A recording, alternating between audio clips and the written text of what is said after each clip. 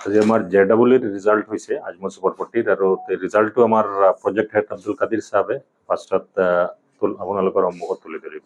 JEE মেইনছৰ result আহিছে যোৱাকালি আহিছে ৰিজাল্টত আমাৰ আজমল সুপাৰ 40ৰ পৰা 4জন ল'ৰাই 99 পাৰ্চেণ্টাইলৰ ওপৰত পাইছে আৰু 13জন ল'ৰা ছোৱালীয়ে পাইছে 98 পাৰ্চেণ্টাইলৰ ওপৰত আৰু 34জন ষ্টুডেণ্টে পাইছে 97 পাৰ্চেণ্টাইলৰ ওপৰত আৰু 61টা ষ্টুডেণ্টে পাইছে 96 পাৰ্চেণ্টাইলৰ ওপৰত আৰু 77টা ষ্টুডেণ্টে পাইছে 95 পাৰ্চেণ্টাইলৰ ওপৰত।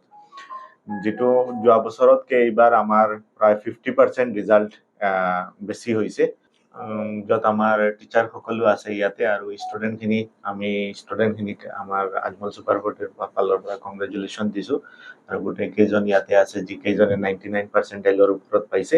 99 পাৰ্চেণ্টাইলৰ ওপৰত পোৱা ল'ৰা কেইজনৰ নাম মই কৈ দিব বিচাৰিছোঁ।